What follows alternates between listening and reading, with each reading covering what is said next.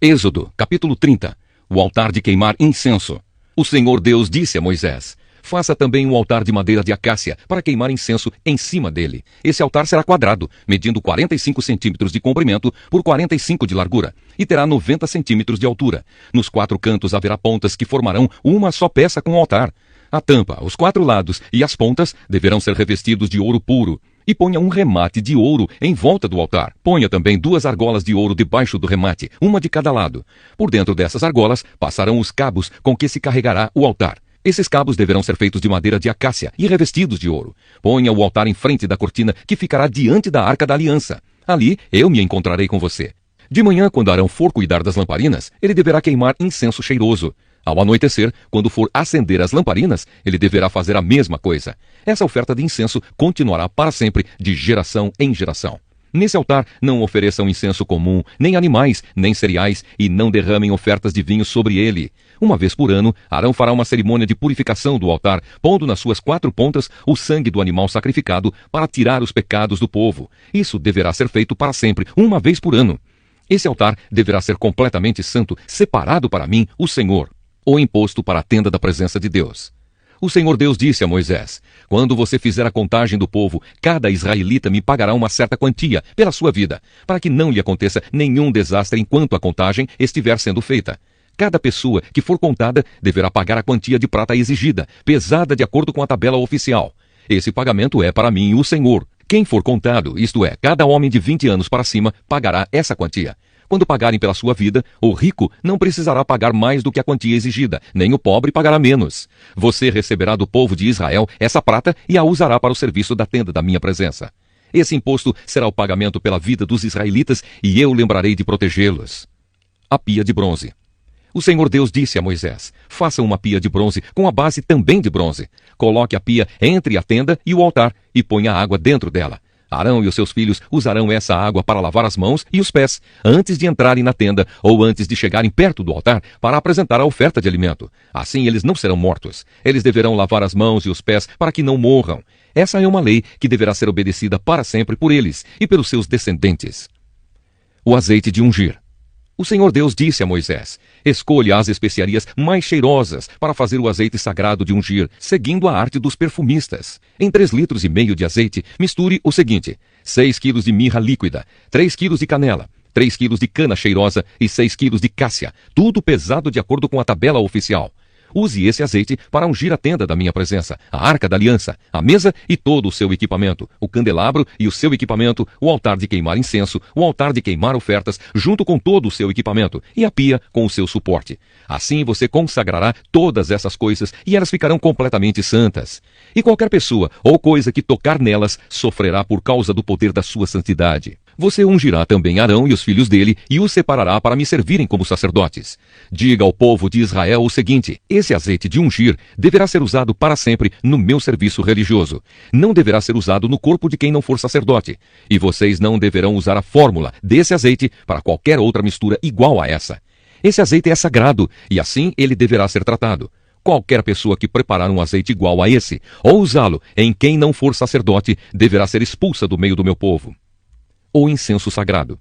O Senhor Deus disse a Moisés: faça um incenso sagrado conforme a arte dos perfumistas. Misture em partes iguais as seguintes especiarias cheirosas: benjoim, ônica, resina medicinal e incenso puro, e ponha sal, a fim de conservá-lo puro e santo. Moa uma parte desse incenso até que vire um pó bem fino.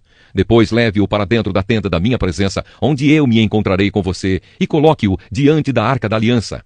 Considerem esse incenso como uma coisa muito sagrada. Quando fizerem incenso para vocês mesmos, não usem a fórmula do incenso sagrado. Esse incenso é uma coisa sagrada dedicada a mim. Se alguém fizer incenso igual a esse para usá-lo como perfume, deverá ser expulso do meio do meu povo.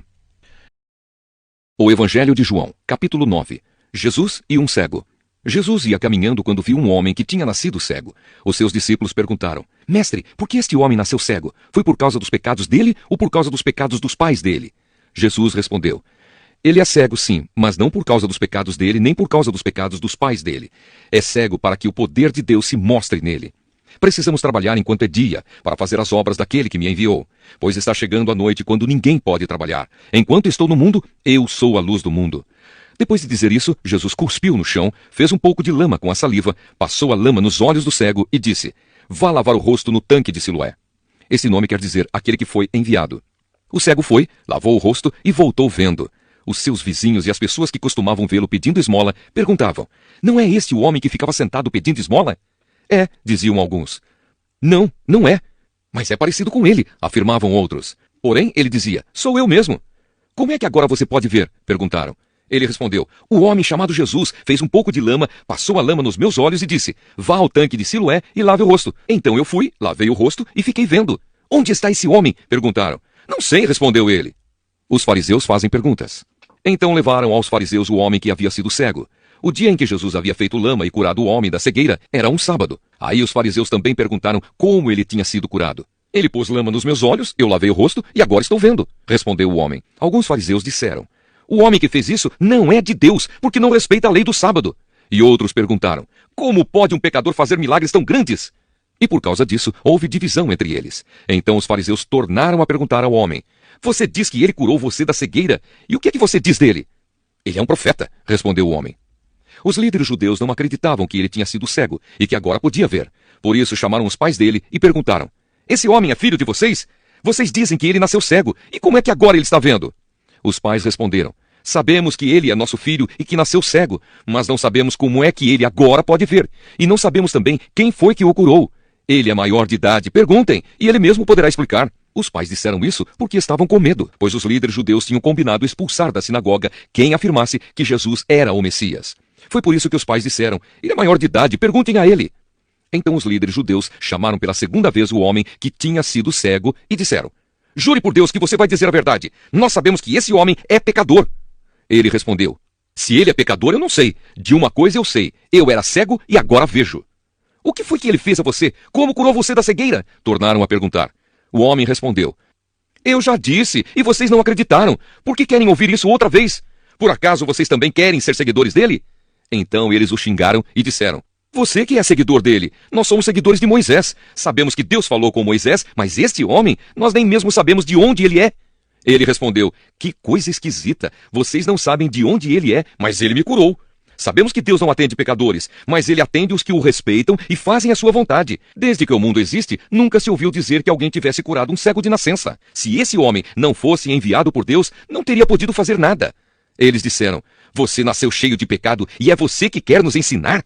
E o expulsaram da sinagoga. A cegueira espiritual. Jesus ficou sabendo que tinham expulsado o homem da sinagoga. Foi procurá-lo e, quando o encontrou, perguntou: você crê no Filho do Homem? Ele respondeu: Senhor, quem é o Filho do Homem para que eu creia nele? Jesus disse: você já ouviu, é ele que está falando com você. Eu creio, Senhor, disse o homem, e se ajoelhou diante dele. Então Jesus afirmou: eu vim a este mundo para julgar as pessoas, a fim de que os cegos vejam e que fiquem cegos os que veem. Alguns fariseus que estavam com ele ouviram isso e perguntaram: será que isso quer dizer que nós também somos cegos? Se vocês fossem cegos, não teriam culpa, respondeu Jesus. Mas como dizem que podem ver, então continuam tendo culpa. Provérbios, capítulo 6. Outros conselhos. Filho, você é fiador de alguém? Deu a sua palavra e ficou preso na promessa que fez? Então, meu filho, agora você está nas mãos dessa pessoa. Mas há um jeito de sair disso. Vá logo e peça que ela livre você dessa obrigação. Não durma nem descanse. Saia dessa armadilha como um passarinho ou uma gazela escapa do caçador. Preguiçoso, aprenda uma lição com as formigas. Elas não têm líder, nem chefe, nem governador, mas guardam comida no verão, preparando-se para o inverno. Preguiçoso, até quando você vai ficar deitado? Quando vai se levantar? Então o preguiçoso diz: eu vou dormir somente um pouquinho, vou cruzar os braços e descansar mais um pouco. Mas enquanto ele dorme, a pobreza o atacará como um ladrão armado. Os homens maus e sem valor vivem dizendo mentiras, piscam e fazem gestos para enganar os outros. As suas mentes perversas estão sempre planejando o mal e eles espalham confusão por toda parte. Por isso a desgraça cairá de repente sobre eles e não poderão escapar. Existem 7 coisas que o Senhor Deus detesta e que não pode tolerar: o olhar orgulhoso, a língua mentirosa, mãos que matam gente inocente, a mente que faz planos perversos, pés que se apressam para fazer o mal, a testemunha falsa que diz mentiras e a pessoa que provoca brigas entre amigos. Os perigos do adultério. Filho, faça o que o seu pai diz e nunca esqueça o que a sua mãe ensinou. Guarde sempre as suas palavras bem gravadas no coração. Os seus ensinamentos o guiarão quando você viajar, protegerão você de noite e aconselharão de dia. As suas instruções são uma luz brilhante e a sua correção ensina a viver. Elas livrarão você da mulher imoral e das suas palavras sedutoras. Não seja tentado pela sua beleza, nem caia na armadilha dos seus olhos tentadores. Qualquer homem pode ter uma prostituta por pouco dinheiro, mas o adultério custará a ele a sua própria vida. Será que você pode carregar fogo no colo sem queimar a roupa? Será que você pode andar em cima de brasas sem queimar os pés? O homem que dorme com a mulher de outro corre esse mesmo perigo. Quem fizer isso terá de sofrer muito. Quem rouba comida para matar a fome não é desprezado. Porém, se é apanhado, tem de pagar 7 vezes mais. Ele precisa entregar tudo o que tem. No entanto, o homem que comete adultério não tem juízo. Ele está se destruindo a si mesmo. Passará vergonha, levará uma surra e ficará desmoralizado para sempre. Porque o ciúme faz o marido ficar furioso e a sua vingança não tem limites. Ele não aceitará nenhum pagamento e, mesmo uma porção de presentes, não acabará com a sua raiva. Carta aos Gálatas, capítulo 5. Firmes na liberdade. Cristo nos libertou para que nós sejamos realmente livres. Por isso, continuem firmes como pessoas livres e não se tornem escravos novamente. Prestem atenção. Eu, Paulo, afirmo que se vocês deixarem que os circuncidem, então Cristo não tem nenhum valor para vocês. Repito isto mais uma vez, para qualquer homem que deixar que o circuncidem. Esse homem é obrigado a obedecer a toda a lei. Vocês que querem que Deus os aceite porque obedecem à lei, estão separados de Cristo e não têm a graça de Deus. Mas nós temos a esperança de que Deus nos aceitará, e é isso o que esperamos pelo poder do Espírito de Deus, que age por meio da nossa fé. Pois quando estamos unidos com Cristo Jesus, não faz diferença nenhuma estar ou não estar circuncidado. O que importa é a fé que age por meio do amor. Vocês estavam indo tão bem. Quem convenceu vocês a deixarem de seguir a verdade? É claro que quem os convenceu não foi Deus que os chamou. Como dizem por aí, um pouco de fermento fermenta toda a massa. Mas eu ainda tenho confiança em vocês. A nossa união com o Senhor me dá a certeza de que vocês voltarão a pensar da maneira certa. E também tenho certeza de que o homem que está perturbando vocês, seja ele quem for, será castigado por Deus. Porém, irmãos, se é verdade que eu continuo a anunciar que a circuncisão é necessária, por que é que sou perseguido? Se eu anunciasse isso, então a minha pregação a respeito da cruz de Cristo não causaria dificuldade para ninguém. E quanto a esses homens que andam perturbando vocês, eu gostaria que se castrassem de uma vez. Porém vocês, irmãos, foram chamados para serem livres, mas não deixem que essa liberdade se torne uma desculpa para permitir que a natureza humana domine vocês. Pelo contrário, que o amor faça com que vocês sirvam uns aos outros, pois a lei inteira se resume em um mandamento só. Ame os outros como você ama a você mesmo. Mas se vocês agem como animais selvagens, ferindo e prejudicando uns aos outros, então cuidado para não acabarem se matando. O Espírito de Deus e a natureza humana. Quero dizer a vocês o seguinte: deixem que o Espírito de Deus dirija a vida de vocês e não obedeçam aos desejos da natureza humana.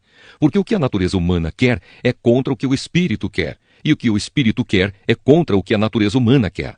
Os dois são inimigos e por isso vocês não podem fazer o que vocês querem. Porém, se é o Espírito de Deus que guia vocês, então vocês não estão debaixo da lei. As coisas que a natureza humana produz são bem conhecidas. Elas são a imoralidade sexual, a impureza, as ações indecentes, a adoração de ídolos, as feitiçarias, as inimizades, as brigas, as ciumeiras, os acessos de raiva, a ambição egoísta, a desunião, as divisões, as invejas, as bebedeiras, as farras e outras coisas parecidas com essas. Repito o que já disse: os que fazem essas coisas não receberão o reino de Deus. Mas o Espírito de Deus produz o amor, a alegria, a paz, a paciência, a delicadeza, a bondade, a fidelidade, a humildade e o domínio próprio. E contra essas coisas não existe lei. As pessoas que pertencem a Cristo Jesus crucificaram a natureza humana delas, junto com todas as paixões e desejos dessa natureza. Que o Espírito de Deus, que nos deu a vida, controle também a nossa vida. Nós não devemos ser orgulhosos, nem provocar ninguém, nem ter inveja uns dos outros.